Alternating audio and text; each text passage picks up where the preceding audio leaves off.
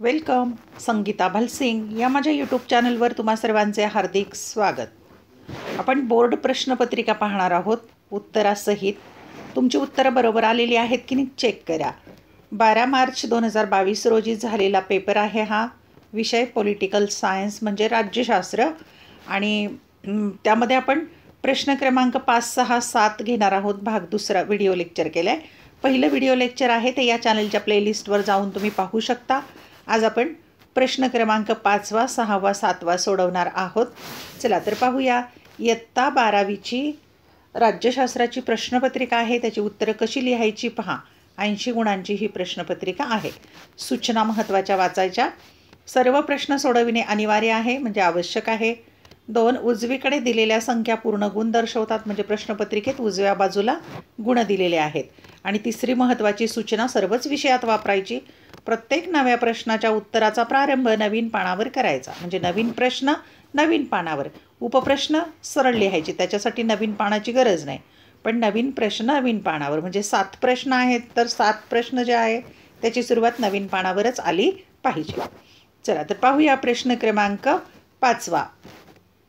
खालील विषयावर तुमचे मत 20 ते 30 शब्दात मांडा. कोणतेही 3 म्हणजे 5 प्रश्न दिले 3च लिहायचे. 12 गुण आहेत म्हणजे 4 त्रिक 12, 4 गुण आहेत असा त्याचा अर्थ. आणि 5 दिलेले आहेत 3च सोडवा. स्वमत म्हणायचं याला. तुमचं मत लिहायचं. 1.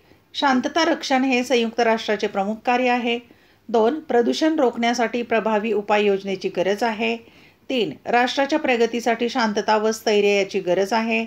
4. माहितीचा अधिकार हा लोकशाही बळकट करण्यास महत्त्वाचा ठरतो. 5. भारत आणि चीन संबंधाचे स्वरूप गुंतागुंतीचे आहे. या प्रश्नाचे आपण उत्तरे पाहू किंवा स्वमत लिहायचं आहे. त्यातला क्रमांक 1. शांतता रक्षण हे संयुक्त राष्ट्राचे प्रमुख कार्य आहे. उत्तर. पहिल्या महायुद्धानंतर राष्ट्रातील प्रश्न शांततेच्या मार्गाने सोडवावेत याची जाणीव निर्माण होऊन जगातील अनेक लोकशाही राष्ट्रे व नेते एकत्र आले व शांततेने विचार करून राष्ट्रसंघ नावाची संघटना स्थापन करण्यात आली. पण जागतिक शांतता टिकवण्यात तिला अपयश आले व अवघ्या 20 वर्षात दुसरे महायुद्ध सुरू झाले. हे दुसरे महायुद्ध 1945ला संपले. यानंतर असे युद्ध होऊ नये म्हणून व जागतिक शांतता टिकून राहावी म्हणून 24 ऑक्टोबर 1945मध्ये संयुक्त राष्ट्र संघटनेची स्थापना करण्यात आली. जागतिक शांतता टिकवणे हे तिचे प्रमुख कार्य बनले. यासाठीच तिची स्थापना झाली आहे. युद्धामुळे मानवी समाजाची प्रगती खुंटते, प्रचंड हानी होते. त्यामुळे युद्धाऐवजी आंतरराष्ट्रीय स्तरावर शांतता प्रस्थापित करणे गरजेचे होते. सहकार्य, सद्भावना याद्वारे आंतरराष्ट्रीय शांतता प्रस्थापित करणे हे तिचे एक प्रमुख काम आहे. 2. प्रदूषण रोखण्यासाठी प्रभावी उपाययोजनेची गरज आहे. उत्तर. 1. ध्वनी प्रदूषण टाळा. 2. आपल्या टीव्ही, संगणक प्रणालीचा आवाज कमी ठेवा. 3. गाडीचा हॉर्न गरज नसताना विनाकारण वाजवू नका. लाऊडस्पीकरचा वापर कमी करा. लग्न समारंभात बँड व फटाक्यांचा वापर कमी करा. ध्वनी प्रदूषण कायद्याची माहिती घ्या. हवा प्रदूषण टाळा. घरे, कारखाने, वाहने इत्यादी ठिकाणाहून धुराचे उत्सर्जन कमीत कमी करा. कचरा कुंडीतच टाका. पेटवून देऊ नका. थुंकण्यासाठी भांडे किंवा वाहत्या गटारीचा वापर करा. मृदा प्रदूषण टाळा.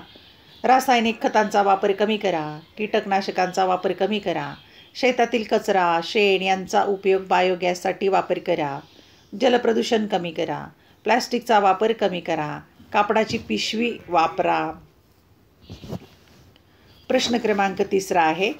राष्ट्राच्या प्रगतीसाठी शांतता व स्थैर्याची गरज आहे. उत्तर. राष्ट्राच्या प्रगतीसाठी शांतता व स्थैर्याची गरज असते या विधानाशी मी सहमत आहे. कारण कामगार व विद्यार्थी वर्गाची आंदोलने, शेतकऱ्यांचे लढे, जातीय दंगली व जातीय हिंसाचारामुळे अराजक सदृश्य परिस्थिती निर्माण होते. 2. या समस्या, आंदोलने आटोक्यात आणण्यासाठी शासनाचा वेळ खर्ची पडतो. तसेच आंदोलनाच्या काळात सार्वजनिक मालमत्तेची नासधूस होते. 3. दुर्मिळ असलेली साधनसंपत्ती अनुत्पादक उपक्रमावर खर्च करावी लागते. त्यामुळे राष्ट्राच्या प्रगतीत खंड पडतो. 4. देशाची आर्थिक प्रगती होण्यासाठी सर्व समाज घटकांनी संयम बाळगणे आणि सामंजस्याची भूमिका घेणे गरजेचे आहे. त्यामुळे देशात शांतता व स्थैर्य वाढेल आणि देशाची प्रगती होईल. प्रगतीसाठी शांतता, स्थैर्य आणि नागरी व्यवस्था याची नितांत गरज असते. समाज अनियंत्रित झाला तर तो आर्थिक संकटाला कारणीभूत ठरतो. नागरिकांच्या जीवनमानाचा दर्जा हा सुव्यवस्थेवर अवलंबून असतो. संघर्ष निवारण आणि सुव्यवस्था राखणे यात अतूट संबंध असतो. जर संघर्ष योग्यरित्या हाताळले गेले तर शांतता, सुव्यवस्था आणि स्थैर्याला धक्का कमी बसतो. शांततेसाठी सुसंवादी समाज अभिप्रेत आहे. कायदा व सुव्यवस्था राखणे हे राज्याचे प्राथमिक कर्तव्य आहे. राज्याच्या राजकीय, आर्थिक, सामाजिक, सांस्कृतिक प्रगतीसाठी शांतता, एकी, स्थिरता राखणे ही राज्याची प्राथमिक जबाबदारी आहे. राज्यात विविध गट असतात, परंतु सर्व गटात सामंजस्य राखणे यासाठी राज्याने पुढाकार घ्यायला पाहिजे. राष्ट्र उभारणीसाठी व राष्ट्रीय एकात्मतेसाठी त्याची आवश्यकता असते. राज्यातील अस्थिरता, अशांतता ही राज्याच्या प्रगतीला हानिकारक ठरते, कारण यावर उपाययोजना करण्यात राज्याची शक्ती खर्च पडते. याकरिता प्रतिनिधित्वाच्या घटनात्मक यंत्रणेचा वापर करून राज्याने आणि राजकीय स्थैर्य देणे, सर्व प्रदेशाच्या एकात्म आणि सर्वांगीण प्रगतीतून आर्थिक भरभराट साधणे, लोककल्याणाच्या माध्यमातून सामाजिक व सांस्कृतिक विकास साधणे ही सर्व मूल्ये भारतीय राज्यघटनेत नमूद केली आहेत. शांतता आणि स्थैर्य यासाठी राज्याने संघर्षाचे व्यवस्थापन व निराकरण करावे, गरजेनुसार बळाचा वापर करावा, विकास मंडळे स्थापन करावीत, केंद्र शासनाने मदत करावी, प्रादेशिक स्वायत्तता देण्यासाठी स्वायत्त मंडळे स्थापन करावीत. क्रमांक 4चं स्वमत लिहायचं आहे. माहितीचा अधिकार हा लोकशाही बळकट करण्यास महत्त्वाचा ठरतो. उत्तर: माहितीचा अधिकार हा सुशासनाचा एक महत्त्वाचा पैलू आहे. या अधिकारातून सार्वजनिक धोरण आणि कार्यवाही यांच्याविषयी माहिती मिळते. सहभागी लोकशाही मजबूत करण्यासाठी तसेच जनकेंद्रित प्रशासनाची सुरुवात करण्यासाठी ही महत्त्वपूर्ण गोष्ट ठरते. शासकीय संस्थातील पारदर्शकतेमुळे कामकाज वस्तुनिष्ठ पद्धतीने होते, तसेच कामकाजाबद्दल निश्चितता येते. नागरिक प्रशासनात परिणामकारक रीतीने सहभागी होऊ शकतात. माहितीचा अधिकार ही सुशासनाची मूलभूत गरज आहे. 2005च्या माहिती अधिकाराच्या कायद्यामुळे शासनाबद्दलची सार्वजनिक माहिती नागरिकांना मिळवणे शक्य झाले आहे. क्रमांक 5 शेवटचं स्वमत आहे. भारत आणि चीन संबंधाचे स्वरूप गुंतागुंतीचे आहे. 1949 साली चीनमध्ये कम्युनिस्ट क्रांती झाली. कम्युनिस्ट चीनला मान्यता देणाऱ्या सुरुवातीच्या काही देशात भारत हा एक होता. अक्साई चीनचा भाग, त्यानंतर दोन सत्तांमध्ये मैत्रीपूर्ण संबंध निर्माण झाले. 1954मध्ये दोन देशांनी व्यापार आणि सहकार्याचा करार केला, ज्याद्वारे भारताने तिबेटवरील चीनच्या सार्वभौमत्वाला मान्यता दिली. 1950च्या दशकाच्या शेवटी भारत आणि चीन यांच्यातील संबंध ताणले गेले. याचे कारण म्हणजे या दोन देशातील सीमावाद होय. हे ज्यामध्ये भारतीय लडाख राज्यातील अक्साई चीनचा भाग आणि ईशान्येकडील नेपाळ म्हणजे आजचा अरुणाचल प्रदेश समाविष्ट आहेत. यावरून 1962मध्ये झालेल्या भारत चीन युद्धात भारताचा पराभव झाला व नंतर दोघांनी परस्परातील राजनैतिक संबंध तोडले. तिबेटचा दर्जा संदर्भात देखील भारत चीनचे मतभेद आहेत. दलाई लामा यांना भारतात राजकीय आश्रय दिल्याने चीनने भारताविरुद्ध टीका केली आहे. 1946मध्ये भारत चीनमधील राजनैतिक संबंध पुन्हा प्रस्थापित झाले. तसेच पंतप्रधान मोरारजी देसाई आणि राजीव गांधी यांच्या कारकिर्दीत द्विपक्षीय संबंध सुधारण्याचे प्रयत्न सुरू झाले. दीर्घकालीन सीमावाद सोडवण्यासाठी संयुक्त कार्यगट स्थापन केले. दोन्ही देशादरम्यान प्रत्यक्ष नियंत्रण रेषेवर शांतता व मैत्रीपूर्ण वातावरण ठेवण्याचा करार झाला. 21व्या शतकात भारत चीन संबंधाचे स्वरूप अतिशय गुंतागुंतीचे बनले आहे. एका बाजूला दोन्ही देशातील सीमावादाचा प्रश्न सुटलेला नाही, त्यामुळे दोन देशात अधूनमधून तणाव निर्माण होतो. दुसऱ्या बाजूला दोन देशांच्या व्यापारासाठी भारताच्या सिक्कीम राज्यातील नथुला रस्ता सुरू करण्यात आला. गेल्या 2 दशकात दोन्ही देशांमधील व्यापारी संबंधामध्ये वाढ झाली आहे. आज चीन भारताच्या सर्वात मोठ्या व्यापारी भागीदारांपैकी आहे. चीनच्या महत्त्वाकांक्षी बेल्ट अँड रोड प्रकल्पासंदर्भात भारताच्या काही शंका आणि अपेक्षा आहेत.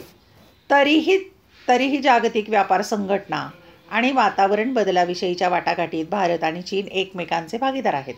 पाकिस्तानला चीनचा असलेला पाठिंबा हा भारतासाठी एक मोठा प्रश्न आहे. प्रश्न क्रमांक 6.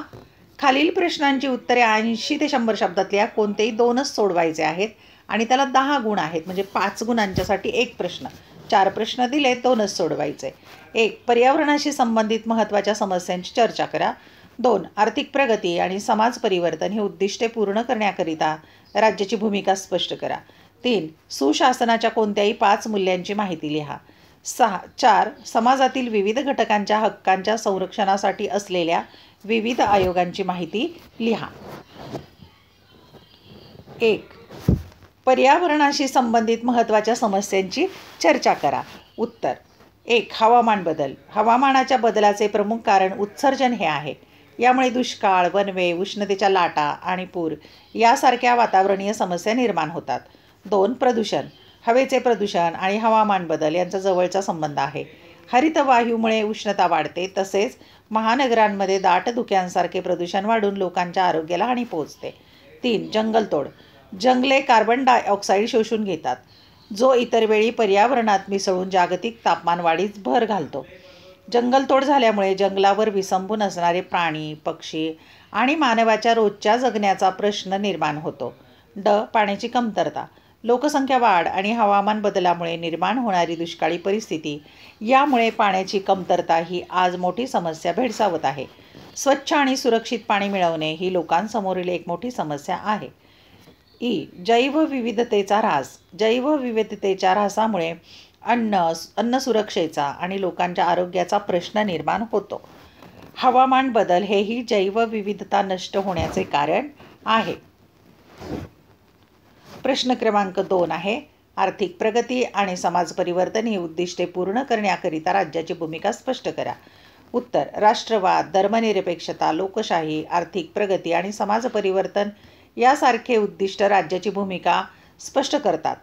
त्यातील आर्थिक प्रगती व समाज परिवर्तन ही उद्दिष्टे पूर्ण करण्यासाठी राज्य खालील भूमिका पार पाडते.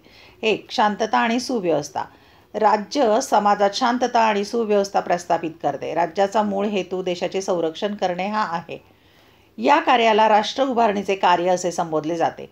राजकीय व्यवस्थेचे अस्तित्व आंतरराष्ट्रीय व देशांतर्गत परिस्थितीमुळे धोक्यात येऊ शकते. देशाचे संरक्षण करणे, अस्तित्व टिकवणे, संविधान आणि राजकीय व्यवस्था टिकवणे यामध्ये राज्याची प्रमुख भूमिका असते. 2. आर्थिक प्रगती. राज्याने आणि देशाच्या औद्योगिक, कृषी विकास, आर्थिक प्रगतीसाठी महत्त्वाची भूमिका बजावणे अपेक्षित. लोकांचे आर्थिक हित हे आर्थिक स्थैर्य आणि वाढ यातून साध्य करता येते. याचा अर्थ समाजवादी व्यवस्था निर्माण करणे नसून आर्थिक प्रगतीसाठी राज्याने आवश्यक सुविधा उपलब्ध करून देणे. 3. राष्ट्र उभारणे.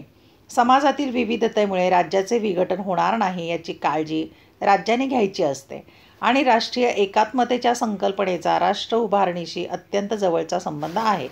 4. शासन.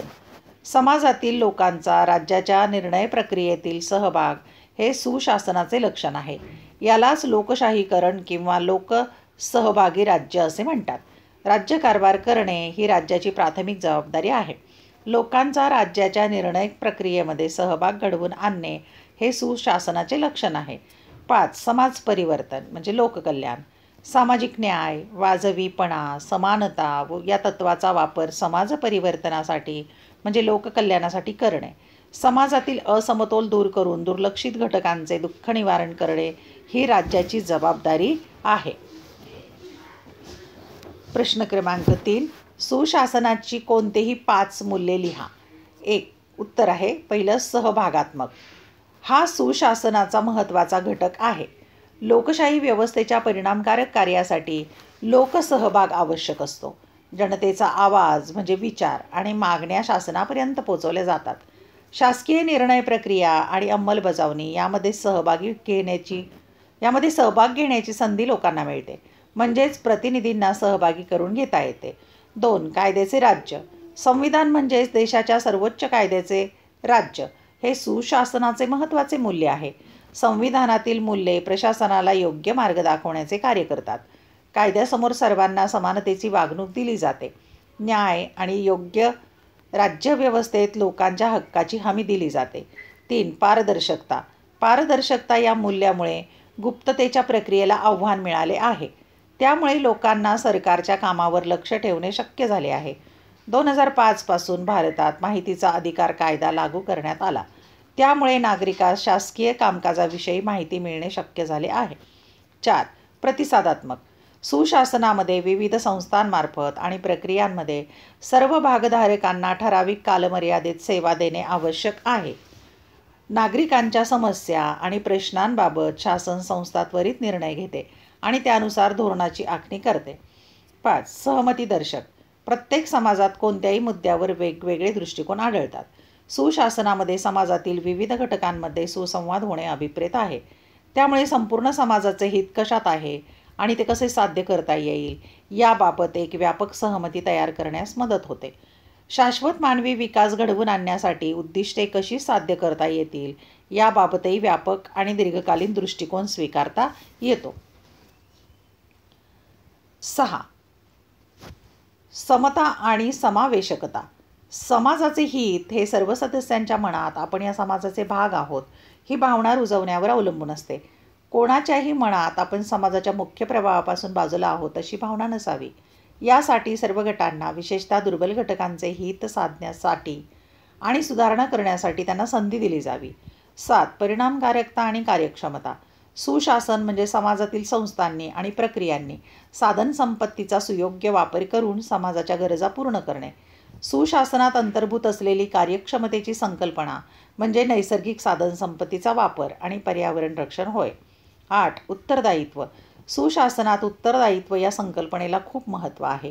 केवळ शासकीय संस्थाच नाही तर खाजगी क्षेत्रातील कंपन्या आणि नागरी समाजातील स्वयंसेवी संस्था या जनता आणि आपापल्या भागधारकांप्रती उत्तरदायी म्हणजे जबाबदार असायला हव्यात. निर्णय कोणी घेतले किंवा कार्यवाही कोणी केली आणि घेतलेले निर्णय संस्थांतर्गत घेतले की बाह्य घटकांनी यावर कोण कोणाला उत्तरदायी आहे हे अवलंबून असते. ज्यांच्यावर संस्थेच्या निर्णयाचा आणि कार्यवाहीचा परिणाम होऊ शकतो त्यांना कोणतीही संस्था ही उत्तरदायी असते. उत्तरदायित्वासाठी पारदर्शकता आणि कायद्याचे राज्य असणे आवश्यक आहे. क्रमांक 4चा प्रश्न. समाजातील विविध घटकांच्या हक्काच्या संरक्षणासाठी असलेल्या विविध आयोगाची माहिती लिहा. उत्तर. सुशासनाचे फायदे समाजातील सर्व घटकांना मिळायला हवेत. समाजातील काही दुर्बल घटकांसाठी सामाजिक, आर्थिक आणि राजकीय स्वरूपाच्या तरतुदी केल्या आहेत. शासनाने या संरक्षक तरतुदीशिवाय समाजातील विविध घटकांच्या हक्कांचे संरक्षण करण्यासाठी काही आयोगांची निर्मिती केली आहे. ते खालीलप्रमाणे. 1. राष्ट्रीय अनुसूचित जातीसाठीचा आयोग. हा आयोग अनुसूचित जातीसाठीच्या संवैधानिक संरक्षक उपाययोजनांच्या संदर्भात काम करतो.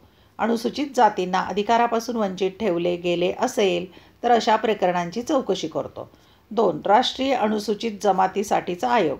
हा आयोग संविधानाने आणि दिलेल्या संरक्षक उपाययोजनाच्या संदर्भात काम करतो. प्रामुख्याने अनुसूचित जमातीसाठीचे अधिकारी हिरावून घेतल्या गेलेल्या प्रकरणांची चौकशी करतात.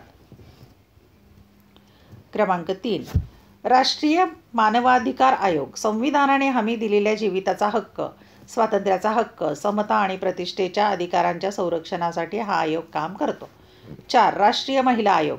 या आयोगाची स्थापना महिलांच्या तक्रारींचे निवारण करण्यासाठी तसेच महिलांच्या सामाजिक आणि आर्थिक विकासास चालना देण्यासाठी केली आहे. 5. राष्ट्रीय बाल हक्क संरक्षण आयोग. देशभरात बालकांच्या हक्कांचे संरक्षण करणे, बालहक्कांना प्रोत्साहन देणे आणि त्यांचा बचाव करणे यासाठीचा हा आयोग कार्यरत आहे. आयोगाच्या व्याख्येप्रमाणे 0 ते 18 वयोगटातील व्यक्तींना बालक समजले जाते. 6. राष्ट्रीय मागासवर्गीय आयोग. हा आयोग सामाजिक आणि आर्थिकदृष्ट्या मागासवर्गीयांच्या कल्याणावर भर देतो. 7. राष्ट्रीय अल्पसंख्याक आयोग. अल्पसंख्याकांचे संरक्षण करण्यासाठी संसद आणि राज्यांच्या विधिमंडळाने पारित केलेले कायदे आणि संविधानाने दिलेल्या संरक्षणविषयक तरतुदींच्या कार्यावर देखरेख करण्याचे काम हा आयोग करतो. 8. राष्ट्रीय ग्राहक वाद निवारण आयोग. हा आयोग ग्राहकांच्या वादाचे निवारण करतो. प्रश्न क्रमांक 7वा शेवटचा दीर्घोत्तरी प्रश्न.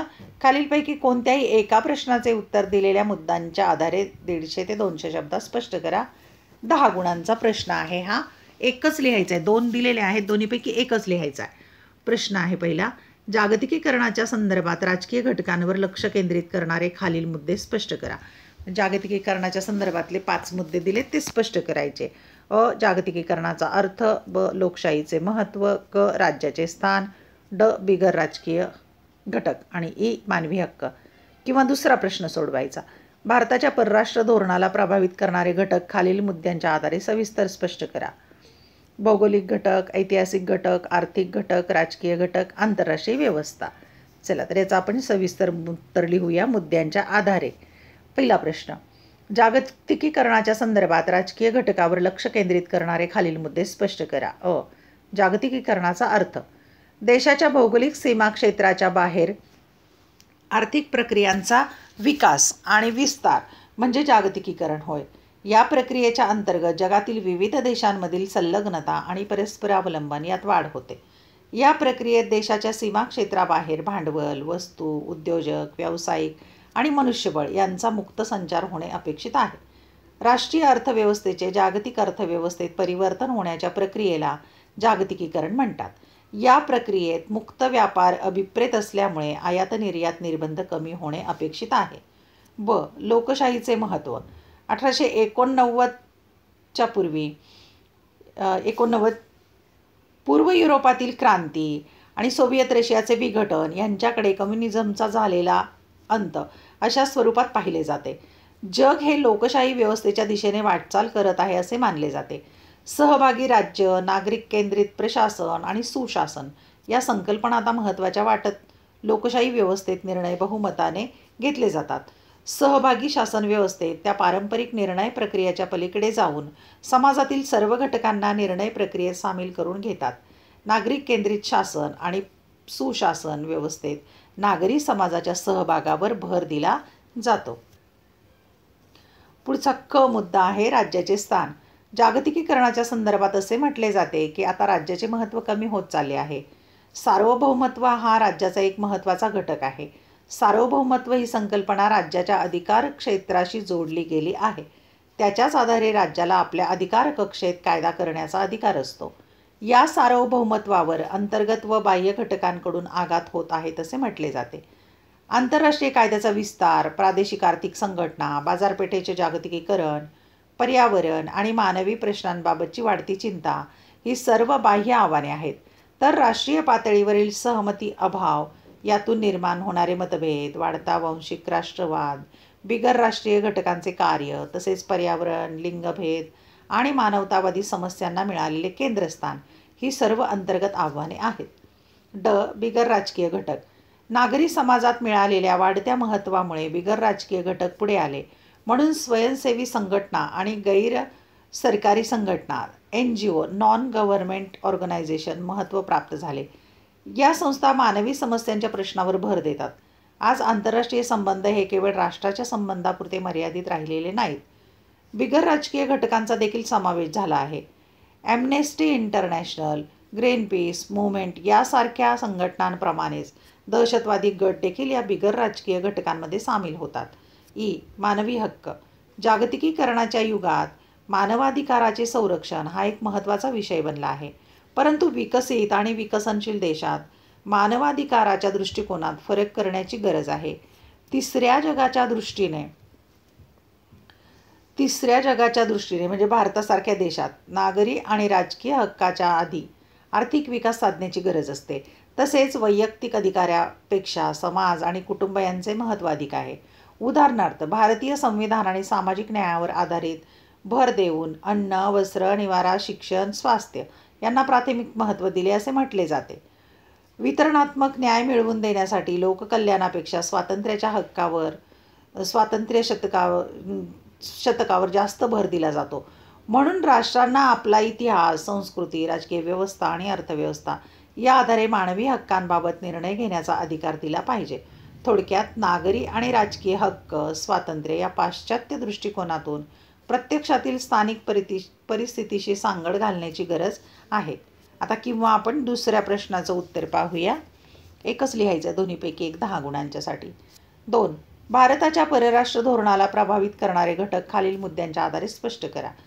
भौगोलिक घटक, दक्षिण भारताची मोठी किनारपट्टी तसेच उत्तर आणि ईशान्येकडील हिमालय पर्वतांच्या रांगा यांनी भारताच्या परराष्ट्र आणि सुरक्षा धोरण विषयीच्या दृष्टिकोनाला आकार दिला आहे. त्याचप्रमाणे संपूर्ण उत्तर आणि ईशान्य सीमेपलीकडे चीनसारखा मोठा देश असणे याचासुद्धा भारताच्या परराष्ट्र धोरणावर परिणाम झाला आहे. दक्षिण आशियात भारताच्या सर्व शेजारी देशांची भारताबरोबर सीमा आहे, पण त्यापैकी एकाही देशाची सीमा एकमेकांबरोबर नाही. दक्षिण आशियाच्या वैशिष्ट्यपूर्ण भौगोलिक परिस्थितीचा भारताच्या परराष्ट्र धोरणावर परिणाम होतो. हिंदी महासागरात भारताचे स्थान महत्त्वाचे आहे. भारताला विस्तृत सागर किनारा लाभलेला आहे. तसेच पश्चिमेकडे लक्षद्वीप, पूर्वेकडे अंदमान आणि निकोबार बेटे आहेत. ऐतिहासिक घटक. शांतता आणि सहजीवन या भारताच्या पारंपरिक सांस्कृतिक मूल्यांचा अंतर्भाव यात होतो. पश्चिम, मध्य आणि आग्नेय आशियातील देशांबरोबर सांस्कृतिक संबंधाचा भारताच्या परराष्ट्र धोरणावर झालेल्या परिणामांचाही यात समावेश होतो. भारताच्या स्वातंत्र्य लढ्यादरम्यान वसाहतवाद व वर्णभेदाला विरोध यासारखी मूल्ये ही आखली गेली होती. आर्थिक घटक. अलिप्ततावादी धोरणाचा राजकीय, सामरिक आणि आर्थिक संदर्भही आहे. वसाहतिक काळापासून चालत आलेल्या दारिद्र्य आणि मागासलेपणातून बाहेर पडण्याची गरज भारताला जाणवत होती. आर्थिक मदतीबरोबर जर अटी लादल्या जात असतील तर भारताने अशी मदत नाकारली आहे. भारताच्या परराष्ट्र धोरणावर आयात, पर्यायी धोरण, सार्वजनिक क्षेत्राचे महत्त्व यांचा मोठा परिणाम झाला. 1991 नंतर उदारीकरण, खाजगीकरण आणि जागतिकीकरणाचे धोरण अवलंबल्यानंतर भारतीय परराष्ट्र धोरणामध्ये खूप मूलभूत बदल घडून आले. राजकीय घटक. भारताचे परराष्ट्र धोरण बनवण्यात आणि राबवण्यात शासनाच्या कार्यकारी मंडळाची महत्त्वाची भूमिका असते, तर संसद जागल्याची म्हणजे वॉचडॉगची भूमिका बजावते. परराष्ट्र धोरणावर राजकीय नेतृत्वाचा मोठा प्रभाव असतो. भारताचे परराष्ट्र धोरण घडवण्यात पंडित नेहरू, लालबहादूर शास्त्री, श्रीमती इंदिरा गांधी, राजीव गांधी, PV नरसिंह राव, अटल बिहारी वाजपेयी, मनमोहन सिंग, नरेंद्र मोदी या पंतप्रधानांनी निर्णायक भूमिका बजावली आहे. परराष्ट्र आराखडा बनवणे आणि राजकीय नेतृत्वाला याविषयी सल्ला देणे यात परराष्ट्र मंत्रालय महत्त्वाची भूमिका बजावते. त्याशिवाय परराष्ट्र धोरण ठरवण्यात राष्ट्रीय सुरक्षा सल्लागार यांचाही महत्त्वाचा वाटा असतो. आंतरराष्ट्रीय व्यवस्था. शीतयुद्धाच्या काळात भारतीय परराष्ट्र धोरणावर द्विध्रुवीय व्यवस्था आणि महासत्तांचे राजकारण यांचा प्रभाव पडला. तसेच शीतयुद्ध संपल्यावर भारताच्या परराष्ट्र धोरणात मोठे बदल घडून आले. भारताच्या परराष्ट्र धोरणावर आंतरराष्ट्रीय व्यवस्थेप्रमाणे क्षेत्रीय व्यवस्थेचाही प्रभाव पडला आहे. शीतयुद्धानंतरच्या काळात भारताच्या परराष्ट्र धोरणावर भारत अमेरिकेमधील संवाद, 1960च्या दशकानंतरचा चीन-पाकिस्तान संवाद आणि 1990 नंतर रशिया आणि चीन यांच्यातील सुधारलेले संबंध यांचा परिणाम झालेला दिसून येतो. धन्यवाद. व्हिडिओ लेक्चर आवडल्यास चॅनल सबस्क्राईब करा, बेल आयकॉन प्रेस करा, म्हणजे मी नवीन व्हिडिओ पोस्ट केल्याचं नोटिफिकेशन तुम्हाला मिळेल. अशा प्रकारे आपण इयत्ता 12वीची राज्यशास्त्राची प्रश्नपत्रिका उत्तरासहित पाहिलेली आहे. पुढील अभ्यासासाठी खूप खूप शुभेच्छा.